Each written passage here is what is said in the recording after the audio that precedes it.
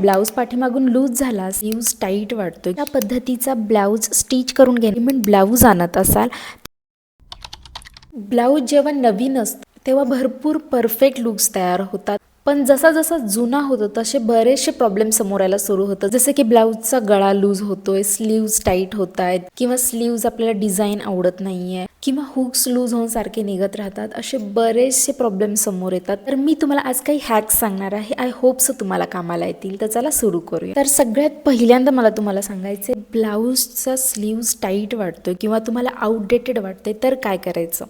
तर कधी कधी साडी खूप सुंदर असते, पण तिच्यासोबतचा जो ब्लाऊज आहे त्याचे स्लीव्ज टाईट वाटतात. तुम्ही ते स्लीव्ज काढून त्या स्लीव्जच्या जागी तुम्ही नेटचे स्लीव्ज अटॅच करा, आणि नेटच्या स्लीव्ज मध्ये एक शेड अप किंवा डाऊन जरी झालं तरी जास्त मिसमॅच दिसत नाही, आणि नेटचं फॅब्रिक खूप इझिली भेटून जातं. आणि जर का तुम्ही जी स्लीव्ज काढून टाकणार आहात त्या स्लीव्जला बॉर्डर असेल तर ती तुम्ही काढून तुमच्या नवीनवाल्या नेटच्या स्लीव्जला अटॅच करू शकता.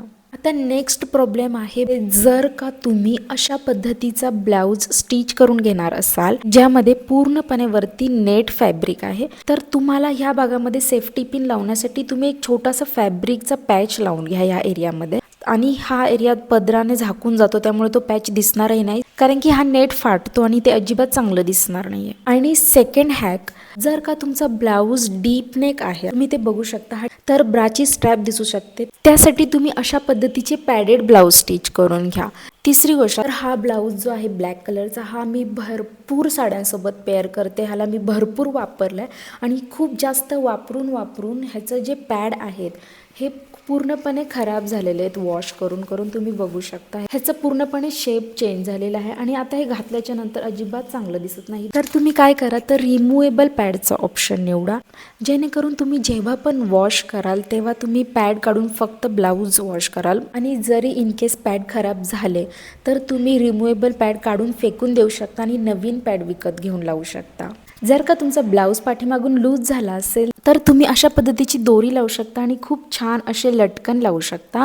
जर का तुमच्याकडे अशा दोरीसाठी कपडा नसेल तर तुम्ही दुकानातून अशी दोरी आणून लावू शकता. ज्या दुकानामध्ये लेस वगैरे भेटतात तिथे तुम्हाला ही दोरी खूप आरामात भेटून जाईल. जर का तुम्ही मार्केटमधून अशा पद्धतीचा रेडीमेड ब्लाऊज आणत असाल तर ह्या ब्लाऊजमध्ये तुम्ही बघू शकता इथे अजिबात स्टिच केलेलं नाहीये, पण आतमध्ये त्यांनी पॅड टाकून दिलेला आहे. अशा पद्धतीच्या ब्लाऊजमधून तुम्ही उसवून आतला पॅड जो आहे तो काढून टाकून देऊ शकता. तर आजच्यासाठी एवढंच. जर व्हिडिओ आवडला असेल तर लाईक करा, चॅनलवर नवीन असेल तर सबस्क्राईब करा, आणि ब्लाऊजच्या संबंधित तुम्हाला काहीही शंका असतील तर तुम्ही कमेंटमध्ये विचारू शकता. Thank you for watching me.